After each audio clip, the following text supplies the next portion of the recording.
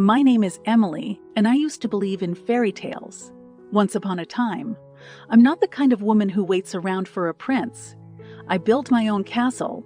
I worked my way up the corporate ladder in a competitive tech company, and at 30, I was the epitome of success, independence, and ambition. Then I met Tom, my antithesis in many ways, yet someone who seemed like a perfect complement to my life. Tom was charming, kind, hearted, and smart. He had a master's degree in literature, a talent for writing, and an unfortunate streak of bad luck when it came to job hunting. His gentle disposition appealed to me, and before long we were planning our wedding. The dream was so close I could almost touch it. But the nightmare began much earlier than I'd expected, and it started with Carol, Tom's mother.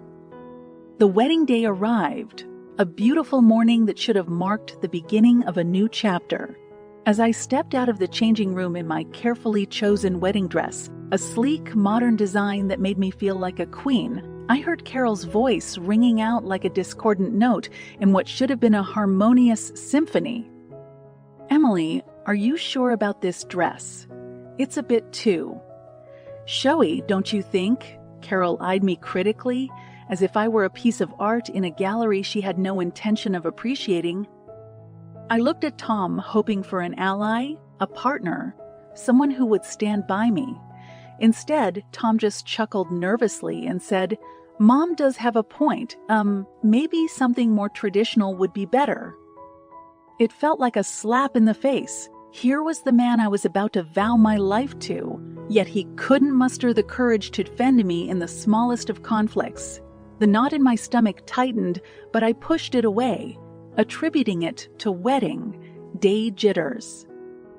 "No, I love this dress," I asserted, trying to keep my voice steady.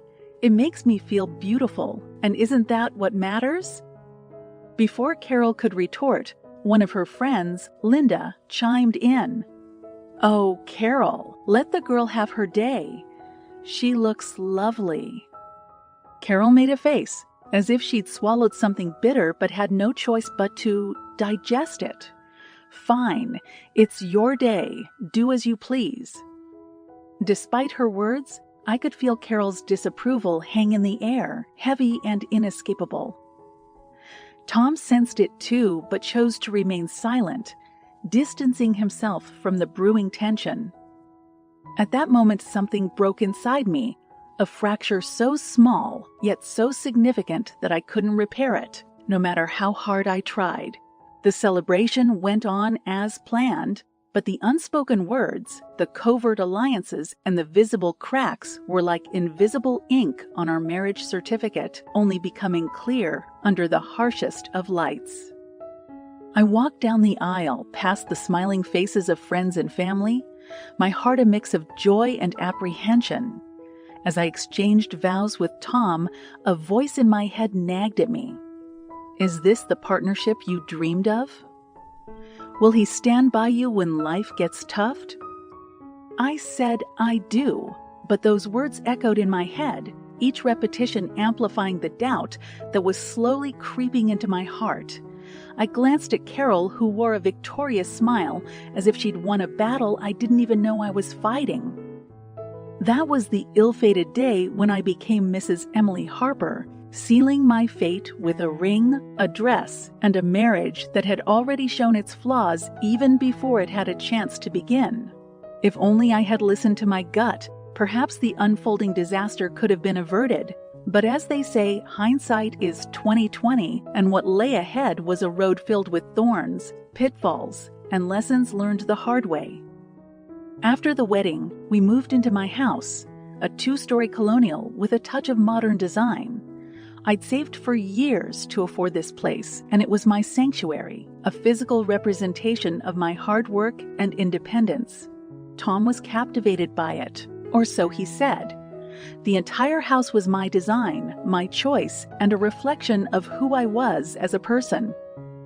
Tom's job hunt continued like an endless cycle of hope and rejection. "Don't worry," I assured him daily. "You'll find something soon. I believe in you." He would smile, a tired but hopeful smile and nod. Thanks. You're incredible, you know that, supporting both of us while I figure things out. We're a team, I'd reply, wrapping my arms around him in a comforting embrace. But the team had an invisible third player. Carol, Tom's mother, whose visits became as frequent as the weekly groceries. One afternoon, a couple of months into our marriage, Carol decided to drop by unannounced, yet again. "What a lovely home you have here," she began, her eyes scanning the rooms as if she were a detective looking for clues. "Thank you, Carol. Would you like some tea?" I asked, playing the part of the dutiful daughter-in-law. Ignoring my offer, she continued her visual inspection.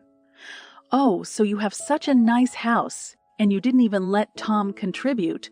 You make it so hard for a man to feel like a man." I clenched my fists, trying to maintain a level of composure. He's my husband, Carol. We're a team. Whatever is mine is also his. Tom sat there, leafing through a job magazine, apparently engrossed but obviously within earshot. Finally, he looked up, and I thought, just maybe, he would stand up for me this time. "He has a point, Mom. Emily worked hard for this house. We're married now. It's our home." For a moment, I felt a glimmer of hope. But then Tom continued, although, maybe we should consider moving somewhere cheaper, so I can contribute too. It might make Mom feel better. My jaw dropped. Was he serious? Feel better? This is our home, Tom. Our marriage. Why does everything have to be about making your mom feel better? Carol grinned, relishing the discord she had sown. "See, Tom, I told you she's too controlling." The room fell silent, the tension as palpable as the setting sun's glow streaming through the windows. My own husband, the man who was supposed to be my partner, had just publicly agreed with his mother that I was controlling because I provided for us. Every inch of the house that had once felt like a sanctuary now felt like a haunting ground. My success, my independence, and my kindness had all been weaponized against me, twisted into flaws by the people who were supposed to be my family. Each room seemed to echo with Carol's disapproving words and Tom's complicit silence. It was a chilling realization knowing that my sanctuary had been infiltrated, that my marriage had become a battlefield and my spouse a potential enemy in disguise. The house remained as it was, walls, floors, ceilings, immutable, but the life within it had changed. What was once a home filled with love and promise had become a haunting house, a setting for a deteriorating marriage and the grim foreshadowing of betrayals yet to come. After that day, I kept my emotions in check, buried under layers of work stress and domestic duties. I was becoming increasingly uncomfortable in my own home, walking on eggshells around Tom and avoiding his mother like the plague. Still, life had to go on. My job was demanding, but rewarding. As a high-ranking executive at a major tech company, I had a substantial income and was able to set aside a decent amount of savings. I had always been financially prudent, setting aside money for our future, thinking that someday we'd use it to buy a bigger house or to travel the world. Couple things, Over the years, my frugality paid off, and my savings account swelled to $400,000. I never kept it a secret from Tom. I believed in financial transparency in a marriage. He knew about the money and where it was kept, and I had no reason to doubt his intentions. That was until one fateful evening when I logged into my bank account to make another deposit. My heart sank as I looked at the screen. $0. The account was empty, every single penny gone. A void filled my chest as I tried to comprehend what had just happened. Tom was in the living room, scrolling through job listings on his laptop. The glow of the screen made his face look more serious than usual. "Tom," I said cautiously, "do you know anything about the missing money in our savings account?" He looked up, his eyes meeting mine, but there was something odd about his gaze. Missing money? What are you talking about? Every single dollar is gone, Tom. $400,000 doesn't just disappear. He closed his laptop and stood up, pacing the room. I have no idea. Maybe it's a bank error or something. Just as we were about to delve deeper into the conversation, the front door burst open, and in came Carol holding a sheaf of property papers like a trophy. Guess what? I just bought a new house for exactly $400,000. Isn't it fantastic? My stomach churned. The timing was too suspicious to be a mere coincidence. You bought a house for $400,000. The exact amount that's missing from my account. Carol chuckled, not even trying to hide her triumphant grin. Oh, it was your money, all right. Tom and I felt it was high time you started contributing to this family. I looked at Tom, my eyes begging for an explanation, a sign that this was some horrible misunderstanding. Instead, he averted his gaze, confirming my worst fears. You knew about this, didn't you? Tom sighed, finally breaking his silence. Look, you make a lot of money, okay? My mom needed a house, and well, you've always said what's yours is mine too. Without even asking me, without even a hint of discussion, I was livid, the walls of my haunting house closing in on me, trapping me in this unbearable reality. It's family, Emily, Carol interjected, and in this family, we prioritize need over greed. Need over greed. I was flabbergasted. This was betrayal of the highest order. Tom had chosen to stand by his mother in an act that didn't just break my trust, but shattered it into a million irretrievable pieces. That was the final straw, the point of no return. I was done being the understanding wife, the generous daughter-in-law, the diligent breadwinner. If they wanted to play dirty, then so could I. As they say, turnabout is fair play, and I was all set to turn their world upside down. So I put on my best poker face and said, "Congratulations, Carol. I hope you enjoy your new home." Little did she know that her joy would be short-lived. I had a plan, a way to reclaim not just my stolen money, but also my dignity, my independence, and my life. They had made their move, and now it was my turn. In this twisted game, I would have the final say, and it would be decisive. I spent the night restless, thinking through my options while Tom snored beside me. It was surreal to think that this man, who had promised to stand by me in sickness and in health, for richer or poorer, had conspired with his mother to rob me blind. My mind was a chaotic whirlpool, but amidst the chaos, a plan was taking shape. I went to work as usual the next day, my game face on. With a deep breath, I walked into my lawyer's office during lunch. Sarah was not just an attorney, but also a close friend, someone who had been with me through thick and thin. "Sarah, I need your help," I began, laying out the entire story. Her eyes widened with each revelation, but she listened intently, never interrupting. When I was done, she finally spoke. "Emily, this is severe.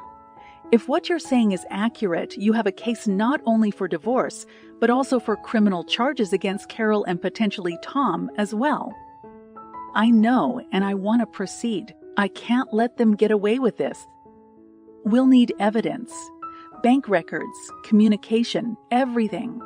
And given that a large sum of money is involved, the police will have to be notified." "I understand," I nodded. "Let's do this."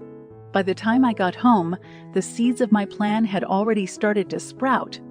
Sarah was quick, and she'd put things into motion with the bank to trace the unauthorized transactions. Now it was time for the next step.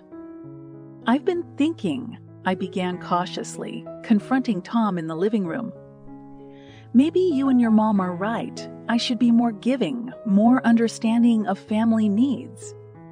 Tom looked puzzled, but intrigued. "Really, you've changed your mind?" "Yes, I said, fighting to keep my voice steady. I have another savings account, for emergencies. How about we use that to buy you a car? I think it's time. A glint appeared in Tom's eyes, a mix of surprise and something else. Guilt, perhaps. You do that? Of course. We're a team, right? He hesitated for a moment before nodding. Right, a team. It took everything in me not to roll my eyes. Great, I'll need your help to transfer the money. It's a joint action for security reasons.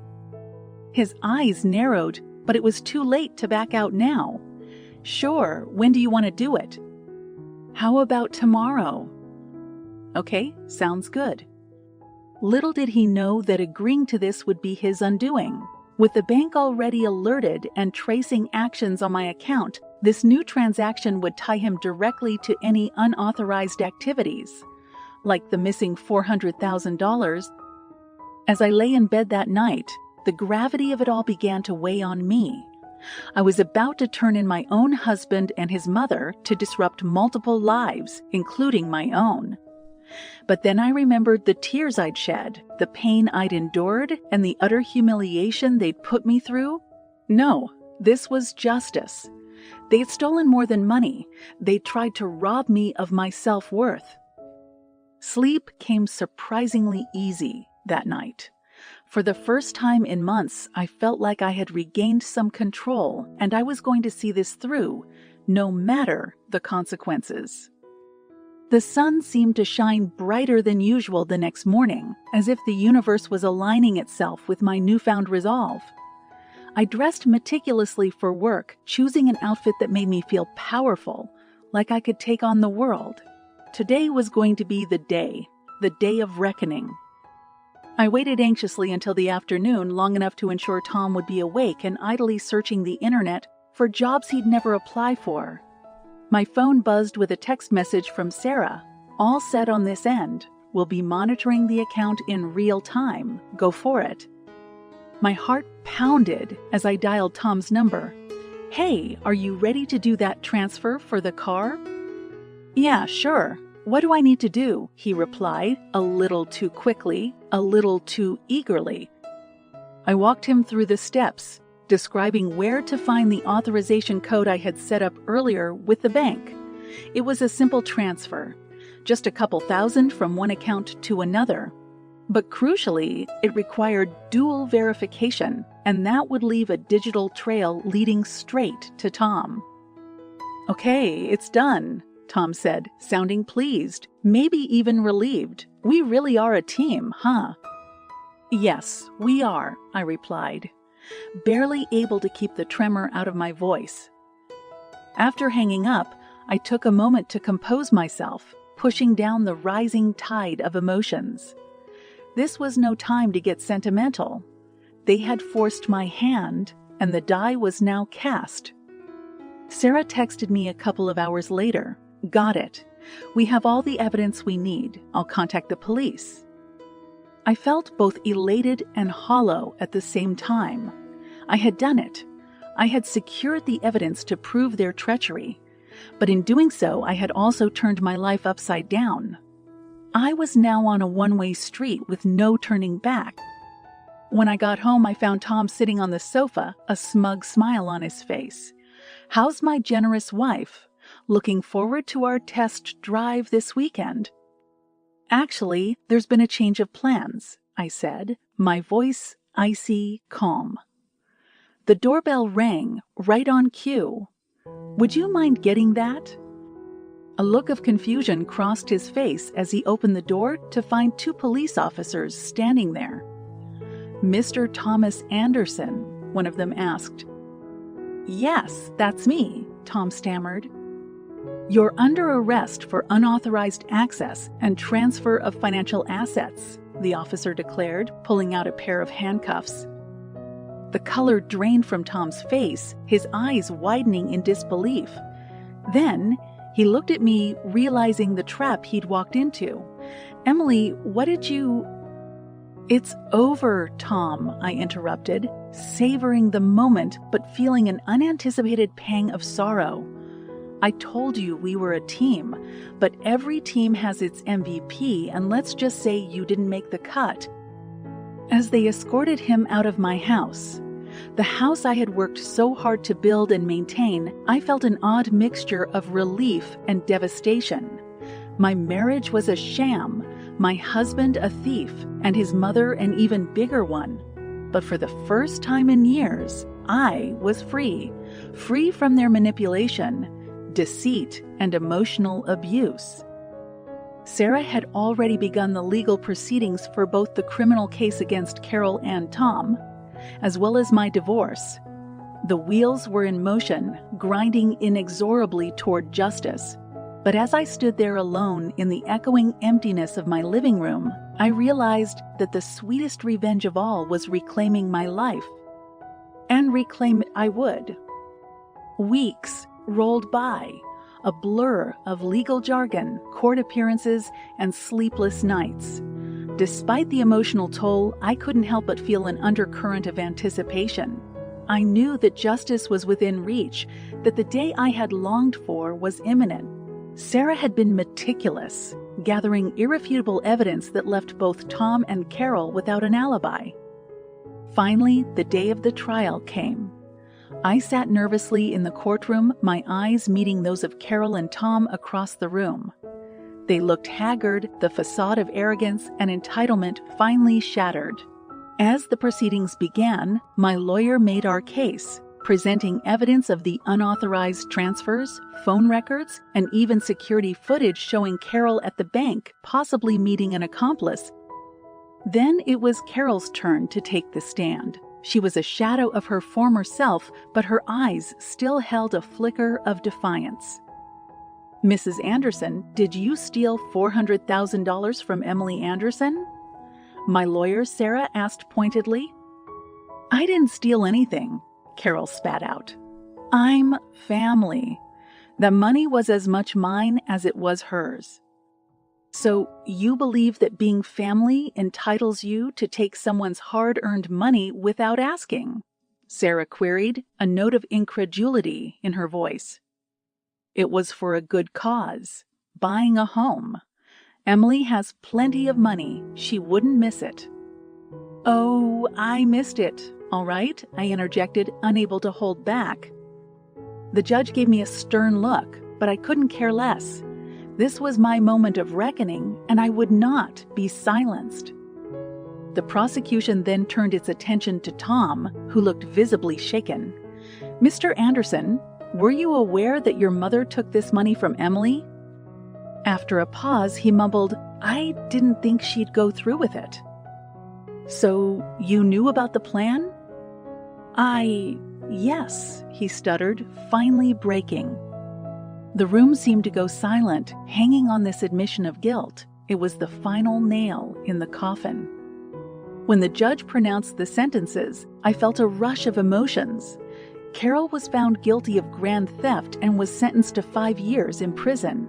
Tom, as an accomplice, was fined $500,000, more than he could ever afford, ensuring his financial ruin. As the judge slammed the gavel, proclaiming justice served, I felt a weight lifted off my shoulders. Revenge was indeed a dish best served cold. "Emily," Sarah turned to me as we walked out of courtroom. "You okay?" "I will be," I replied, finally allowing myself a smile. For the first time in years, I feel like I can breathe. The past is behind me, and the future, well, the future is a blank canvas. And indeed it was. The following months were a whirlwind of changes.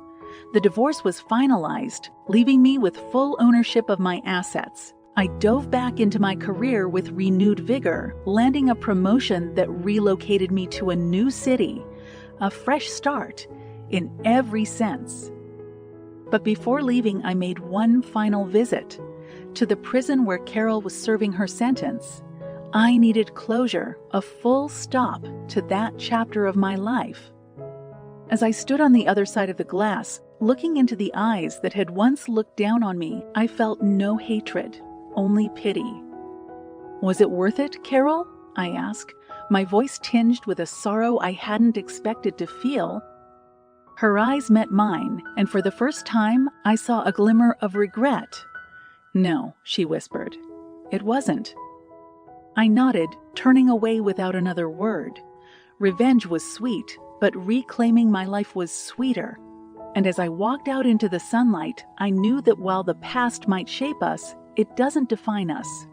I was ready to paint my future one brushstroke at a time. Hola, suscríbete a Historias Vitales para no perderte nuevas historias. Mi esposa había estado trabajando en su proyecto especial durante 4 meses ahora. No era su proyecto personal, pero ella era la persona principal y responsable de su éxito. El proyecto estaba diseñado para salvar a su empresa, Bixler Enterprises. Los últimos 4 meses habían sido difíciles porque se vio obligada a trabajar duro. Era importante tanto para ella como para la empresa. Había una buena posibilidad de que Bixler Enterprises quebrara si el proyecto no se completaba. Sara tenía una licenciatura de Albrecht y un MBA de Wharton. Era la más inteligente de la familia. Yo empecé a trabajar como mecánico de autos justo después de la secundaria y después de 21 años seguía siendo mecánico de autos. No me importaba porque me gustaba el trabajo y pagaba bien. Era suficiente para pagar la universidad de Sara y criar a 2 hijos. No vivíamos lujosamente, pero estábamos bien.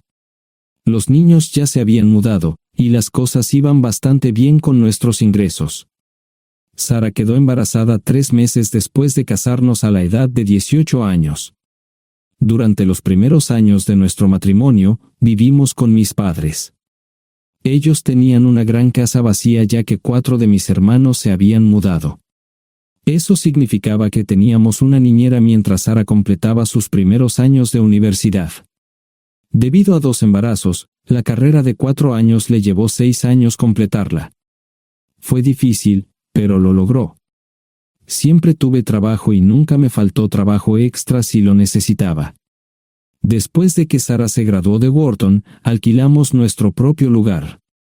Tuvo ofertas de trabajo de varias empresas grandes, pero todas requerían que nos mudáramos. A mí no me importaba, pero Sara quería quedarse cerca de casa. Por eso decidió trabajar en Bixler Enterprises. Pagaba bien, pero lo más importante, le daba responsabilidad y la oportunidad de avanzar. Sara era una empleada trabajadora y dedicada. La presentación es el jueves en el Hotel Thyssen en Filadelfia. Tomé unos días libres en el trabajo para ayudarla según fuera necesario. Al final, todo lo que logré fue hacerle algo de comer cuando llegaba a casa. No sabía nada sobre su trabajo, ni tampoco quería saber, los negocios corporativos de alto nivel me aburrían. Empresarios de Europa, Asia y América del Sur venían aquí, la empresa pagaba sus boletos de avión y proporcionaba habitaciones en el Hotel Thyssen mientras estaban aquí. Era caro como el infierno, y por algunas cosas que Sara había dicho, la empresa estaba sobreestimando sus finanzas. Su presentación era importante para ella, para la empresa y para más de 200 empleados. Hasta el martes por la noche, todo iba bien. Sara llegó a casa con un traje nuevo, un traje gris con una blusa blanca. Desplegó todo lo que necesitaba en la cama de la habitación de invitados. Cuando se trataba de la limpieza de la casa, ella era normal, pero cuando se trataba del trabajo, era meticulosa. No entendía por qué necesitaba sacar su ropa interior de lujo, pero no dije nada. Además de su traje para la presentación, tenía varios vestidos de cóctel lindos para eventos sociales antes y después del evento. Siempre había evitado tales eventos, pero me sentía obligado a ir con ella si ella quería que lo hiciera. Me agradeció la oferta, pero dijo que no era necesario. Todos los materiales y equipos que necesitaba estaban guardados ordenadamente en el maletero de su Volvo. Antes de salir del trabajo, ella misma conducía el coche para asegurarse de que todo estuviera en perfectas condiciones. Tenía todo el día miércoles para prepararse y toda la noche del miércoles para socializar con sus invitados. Sara era tan buena en lo que hacía que sentía que habría sido mejor si simplemente me hubiera mantenido alejado de ella. Finalmente, había terminado. Lo había revisado y vuelto a revisar todo. Todo lo que necesitaba ahora era una ducha caliente y una buena noche de sueño. Supongo que mi error fue que empecé a revisar sus cosas después de que Sara comenzara a ducharse. Pensé que estaba ayudando, pero resultó ser lo contrario. Estaba moviendo cosas en la cama cuando un pequeño sobre blanco cayó del bolsillo lateral de su bolso de maquillaje. Una carta de una farmacia, pero no del tipo que solemos usar. Dentro había 10 pastillas. No tenía idea de qué era, Pren, y las instrucciones eran confusas. Si es necesario, tomar una pastilla y luego una segunda pastilla 12 horas después. Pensé que podría ser algo que ella había conseguido para la ansiedad o los nervios, pero las instrucciones no tenían sentido. La receta estaba escrita a su nombre el lunes. Volví a poner el sobre en su lugar mientras ella terminaba de ducharse. Decidí que quería saber más sobre Pren antes de contarle sobre ello. Por supuesto, si lo mencionaba, significaría que estaba revisando sus cosas. Odio los dilemas. Mientras Sara se preparaba para dormir, fui a nuestro ordenador doméstico y busqué. 10 minutos después, me uní a mi esposa bajo las sábanas. Pasé toda la noche despierto, preguntándome por qué mi esposa había recogido una receta para la píldora del día después, especialmente después de que me hicieran una vasectomía hace 10 años. A la mañana siguiente, me levanté temprano, pero no estaba descansado. Di un largo paseo, esperando que despejara mi mente. Me dirigí hacia casa con reticencia, temiendo lo que podría hacer o decir cuando llegara allí. Mi hijo Joe se unió a la Marina después de la escuela secundaria y estaba en su primer año en San Diego. Nuestra hija Gloria se casó con su amor de la infancia el año pasado y acababa de mudarse a Dallas. Eso dejaba solo a Sara y a mí. Echaba de menos a los niños, pero esperaba envejecer con mi esposa. Ella era la única mujer que me había interesado, y ahora todo estaba. Si Sara estaba teniendo una aventura, lo ocultaba bien.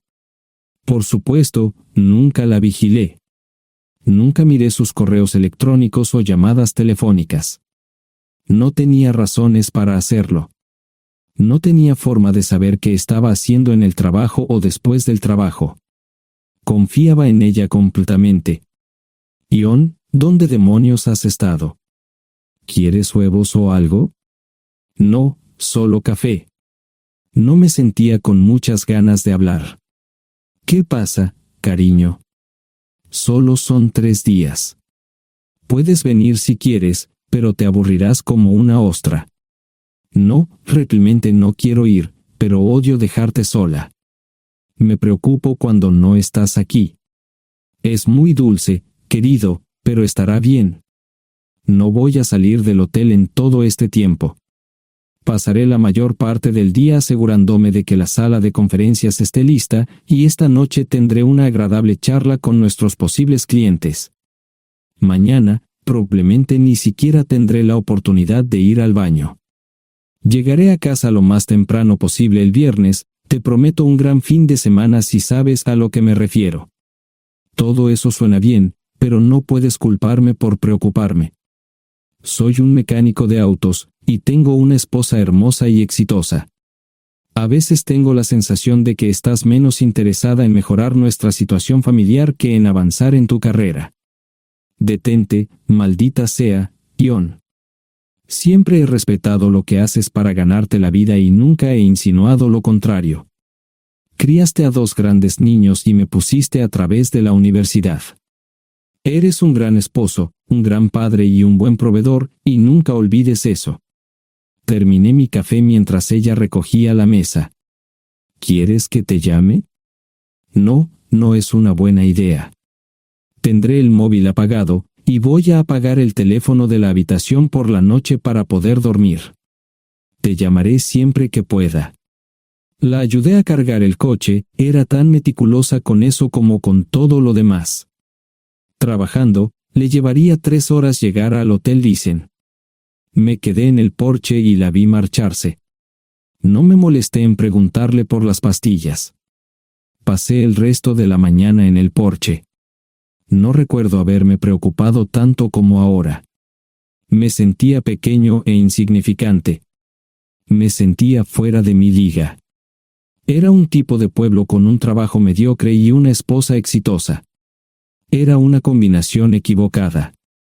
Debería haberlo notado antes. Me sentía estúpido.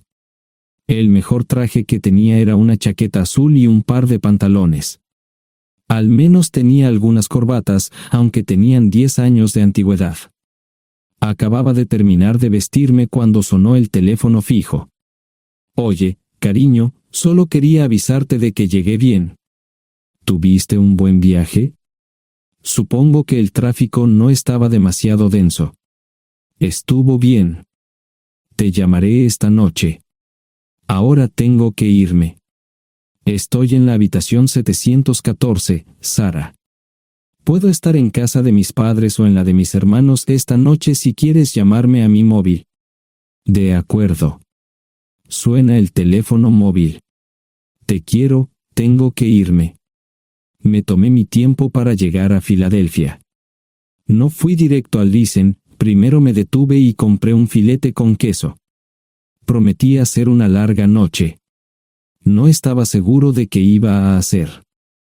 Estacioné en el garaje del hotel y simplemente esperé.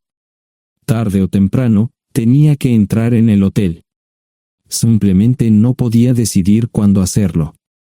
El sonido de mi teléfono celular me ayudó a tomar mi decisión. Ion, solo quería avisarte de que todo se ha arreglado. Ahora voy a bajar para encontrarme con algunas personas y cenar. No olvidaste nada, ¿verdad? No, todo está bien.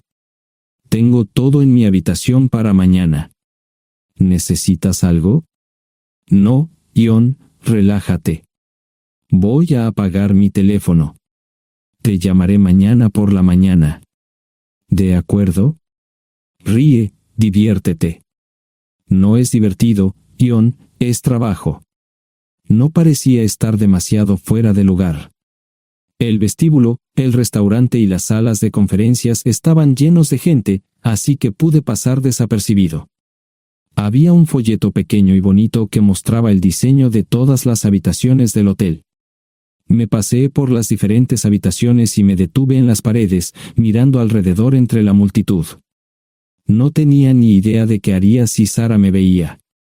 Lo averiguaría si y cuando eso sucediera. Encontré un tablero de eventos que enumeraba todas las habitaciones que estaban siendo utilizadas por los diversos grupos. Bixler Enterprises no tenía habitaciones disponibles para el miércoles por la noche. Esto me pareció interesante. Sara había dicho que no iba a salir del hotel, pero ahora no estaba tan seguro de eso. Había 3 comedores, familiar, informal y de alta cocina. A Sara no le gustaba mucho cenar con niños, así que fui primero al comedor informal. Solo me llevó 5 minutos asegurarme de que no estaba allí. Tuve mejor suerte en el salón gourmet, era una acogedora mesita encajada en la esquina, el tipo de mesa que la gente reserva para tener un encuentro privado. Sara llevaba un vestido de cóctel negro con un escote pronunciado y perlas, se veía elegante y su acompañante parecía apreciarlo. Conocía a algunas personas con las que trabajaba Sara, y él no era una de ellas. Me resultaba familiar, pero no había forma de que pudiera recordarlo. Había muchas sillas libres, así que no tuve problemas para cruzar la sala. Había velas y pequeños candelabros de cristal en las mesas. Apagué la mía y le dije al camarero que me molestaba por el glaucoma.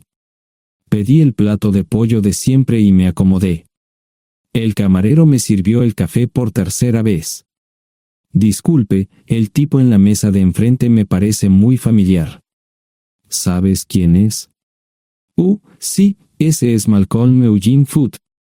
Es miembro del Consejo Municipal, se espera que se postule para el Congreso en los próximos años. ¿Es esa su esposa con él? Es muy bonita. No, esta es la primera vez que la veo. Siempre usa esa mesa para señoras especiales, si me entiende. Simplemente le sonreí y pedí la cuenta. Nunca había visto a Sara tan sensual con un hombre antes. Parecía captar cada palabra que decía, como si fuera Dios o algo así. No estaban haciendo nada inapropiado, pero tampoco era platónico ni profesional. Cuando me fui, estaban terminando su segunda botella de vino. Ahora entendía por qué se había llevado su lencería elegante.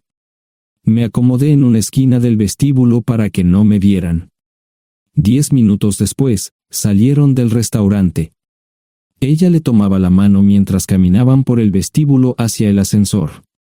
Observé cuidadosamente los indicadores de piso. Que el ascensor se detuviera en el tercer piso era una buena señal, significaba que no lo había llevado a su habitación.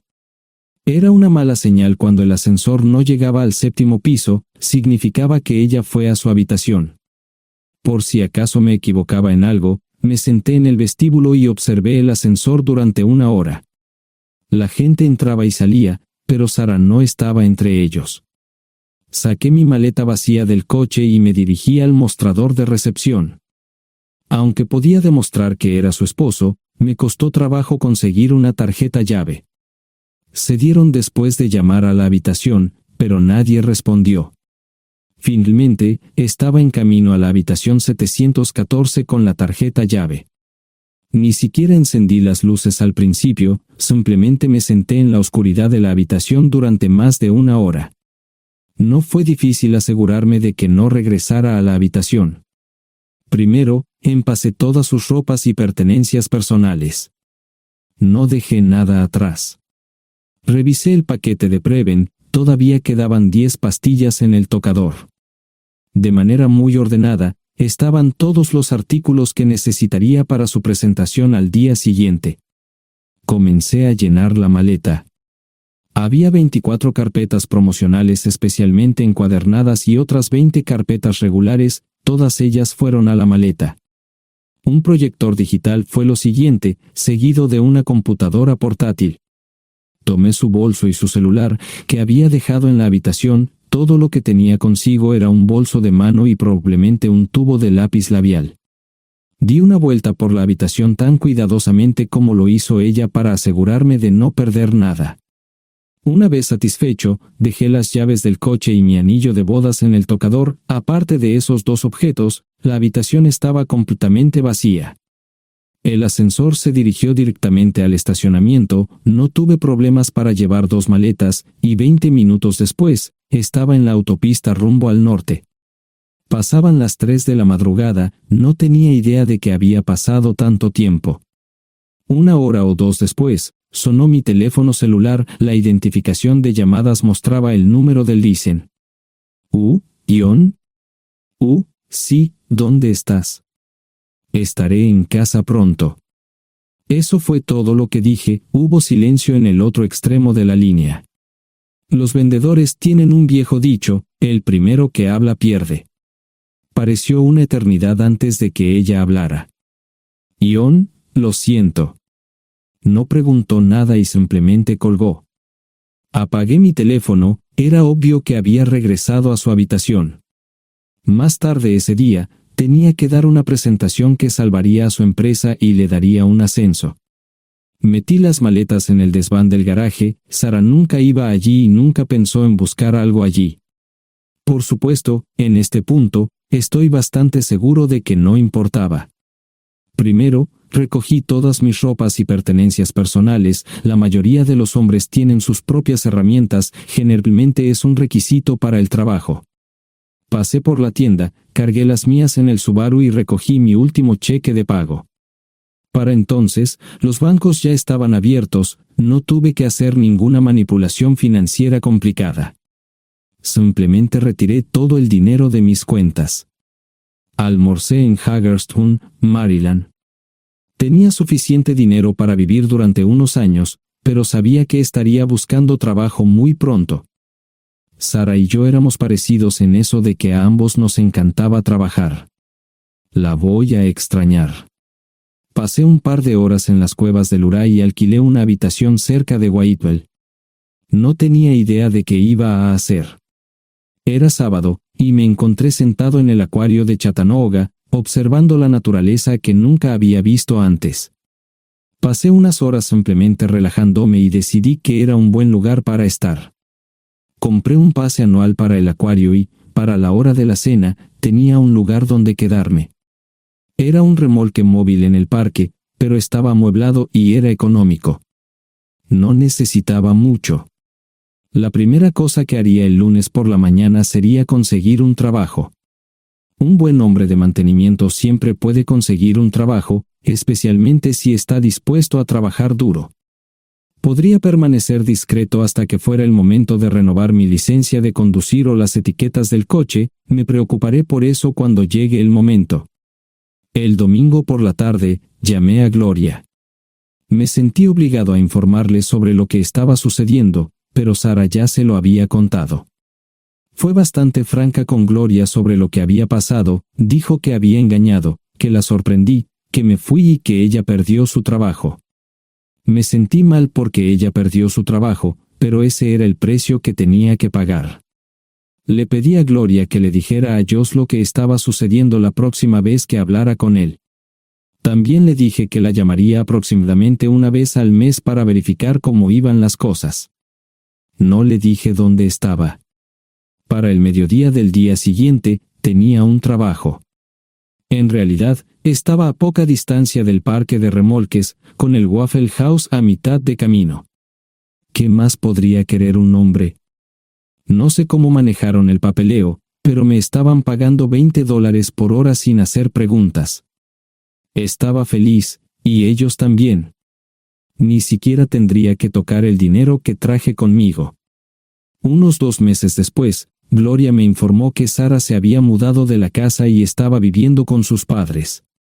Gloria no sabía nada más, pero estaba feliz de que estuviera estable y le estuviera yendo bien.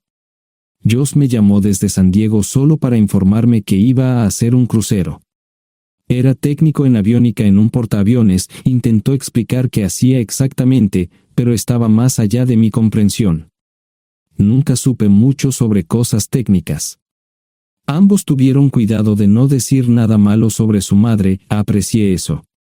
Después de eso, todo siguió como siempre. Comencé a hablar con Gloria al menos semanalmente, Josh y yo comenzamos a enviar correos electrónicos regularmente.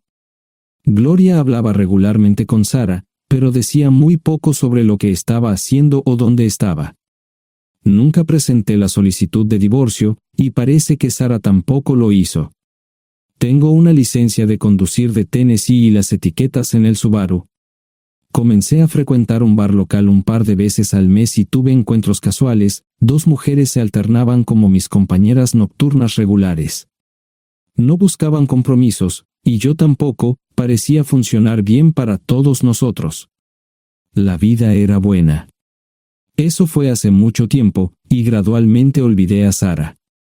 Con el tiempo, el Subaru comenzó a darme problemas, había olvidado cuánto tiempo había pasado. Tenía más de 200,000 millas. Estaba reflexionando sobre esto con una jarra de cerveza un día cuando me di cuenta de que habían pasado casi 5 años desde que me fui de casa. Mantuve un contacto cercano con ambos hijos, Gloria ya tenía 2 hijos propios en este momento y quería que los visitara. Josh casi se casó con una mujer tailandesa, pero en el último momento, se negó. Por lo general, trabajaba 6 días a la semana y usaba el domingo para recuperarme del sábado por la noche, no había ninguna buena razón para que alguien llamara a la puerta de mi remolque a las 6 de la mañana de un viernes. Su grosería fue recompensada por un hombre medio desnudo abriendo la puerta, los calzoncillos del día son repugnantes, y la dama en la puerta, juzgando por la expresión en su rostro, estuvo de acuerdo conmigo. Ella apartó la mirada, pero su compañero no parecía impresionado. Norm habría usado pantalones, pero en un momento como este, los invitados me molestaron. Estamos buscando a John Terrell. No los conozco. Me llamo David Simmons, y esta es mi esposa Mara. Tenemos un problema y esperamos que nos puedas ayudar. Lo siento mucho, no trabajo a altas horas de la noche. Si necesitan algo relacionado con su auto, tendrán que ir a la tienda. Esto provocó varias miradas en blanco y finalmente una respuesta. No tiene nada que ver con tu trabajo, es más un problema personal. ¿Podemos entrar? El interior del remolque lucía desordenado, rara vez tenía invitados, así que rara vez lo limpiaba. Incluso mis novias insistían en que fuéramos a su lugar. Hagan como en su casa, déjenme ponerme los pantalones enseguida.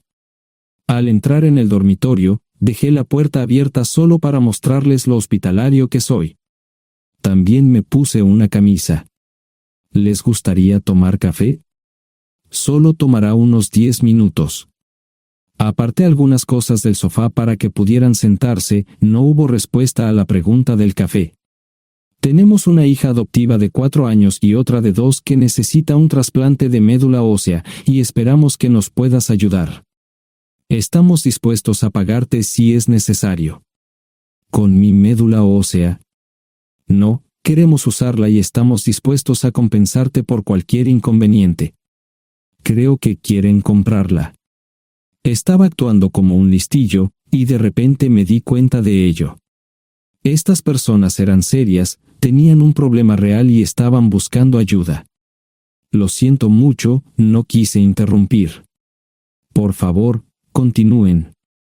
Nuestra mejor oportunidad de encontrar un donante es un familiar cercano.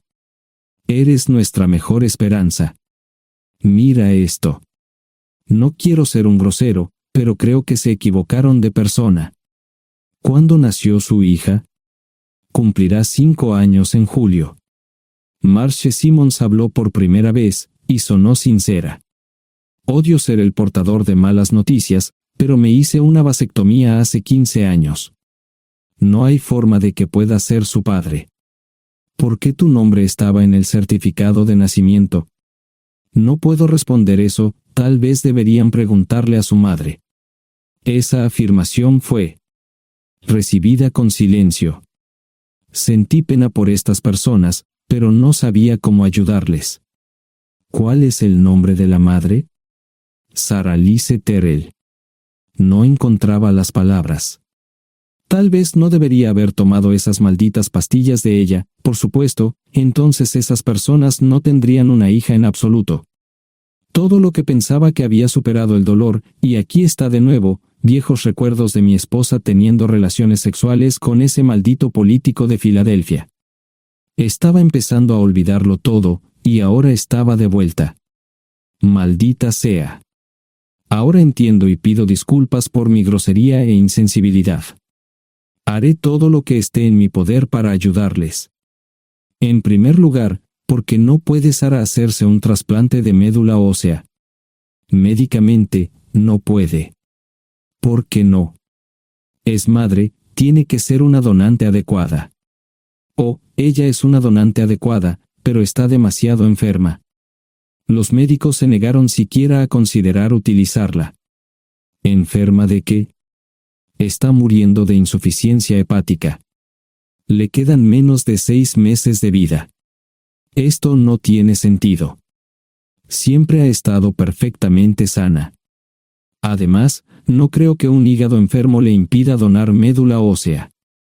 El hospital no aceptará su firma en el formulario de consentimiento. ¿Estás diciendo que hay algo mal en su cabeza? Ambos me miraron en silencio, sabían la respuesta, pero no querían decirlo. En ese momento, no quería que se sintieran aún más incómodos. Hace 10 minutos, no me importaban, pero ahora sentía que tenía que protegerlos y ayudarlos. ¿Cómo sucedió esto? ¿Podría alguno de mis hijos ayudar? Quizás, pero pensamos que eras nuestra mejor esperanza. ¿Por qué no van tras su padre, su verdadero padre? Pensamos que eras tú. No tenemos ni idea de quién más podría ser. Sara no nos dijo nada sobre otro posible padre. De hecho, ella no estaba en condiciones de explicar nada, agregó Mara. Obtuvimos la mayoría de nuestra información de la agencia de adopción. Tuve que preparar café y hacer pis, permítanme un momento. Dejé a mis invitados sentados mientras preparaba el café. Solo tomó unos minutos. Mientras se preparaba, fui al baño, algo que necesitaba hacer urgentemente. Traté de ser discreto, ya había avergonzado lo suficiente a Mara. ¿Dónde viven? En Westchester, Pensilvania. Les haré una oferta. Si les digo quién es el verdadero padre de su hija, deben prometerme que lo perseguirán sin descanso hasta obtener lo que desean. ¿De qué estás hablando? El padre de su hija es un político prominente en Pensilvania. Por supuesto, negará todo y probablemente les proporcionará documentos legales para detener sus esfuerzos. Si acuerdan presionar lo suficiente para que él admita que la niña es suya, podrán avergonzarlo y obligarlo a hacerse un trasplante de médula ósea. Eso es lo que quieren, ¿verdad? Sí, claro, pero ¿cómo hacemos eso? No lo sé. Soy mecánico. Trabajo con metal para ganarme la vida. Creo que la mejor manera sería utilizar la televisión, la radio y los periódicos. Los políticos harán cualquier cosa para evitar una mala publicidad. ¿Tienen amigos que puedan ayudar? Bueno, ahora ambos estaban sonriendo. Debo haber dicho algo que les dio esperanza. Creo que podemos hacer esto. ¿Quién demonios es él? Malcolm Eugene Foote. Se postula para el Senado de los Estados Unidos. Apuesto a que hará cualquier cosa para evitar una mala publicidad.